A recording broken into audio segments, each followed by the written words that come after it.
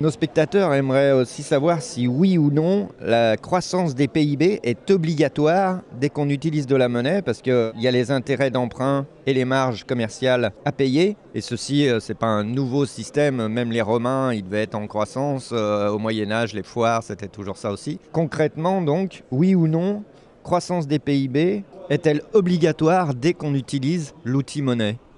C'est pas une obligation, le PIB, c'est une norme. C'est une norme qui a été construite, et généralisée après la Deuxième Guerre mondiale, notamment dans une optique de reconstruction.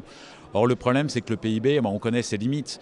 Notamment, il ne prend pas en compte les limites planétaires, il ne prend pas en compte la destruction du capital naturel. Donc, quelque part, c'est pas tellement le rapport entre monnaie et PIB qu'il faut réinventer, c'est tout simplement le rapport entre le PIB et l'homme et la nature.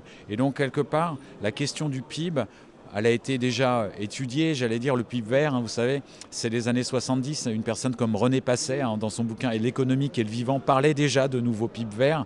Donc maintenant, il faut se mettre à la tâche, c'est-à-dire comment prendre en compte dans l'activité économique les impacts environnementaux. Et ça, c'est une vraie question. Et quelque part, tant qu'on n'arrivera pas à changer le thermomètre, quelque part, on aura aussi beaucoup de mal à rentrer dans une logique véritable de transition bas carbone. Pourquoi ? Parce que on a du mal à mesurer justement cette destruction de capital naturel. Oui, mais ce thermomètre qu'est le PIB sert à savoir si on va être apte à rembourser les taux d'intérêt et à financer les marges.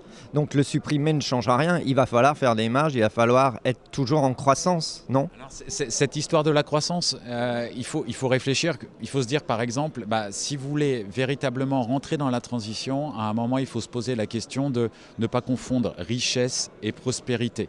Et donc quelque part la prospérité, la richesse, ça va se mesurer, c'est à travers le PIB, la prospérité c'est plutôt notamment tout ce qui fait que nous sommes hommes, c'est-à-dire notre santé, nos relations, notre capital, j'allais dire au sens physique du terme, et puis notre relation et surtout nos processus de coopération.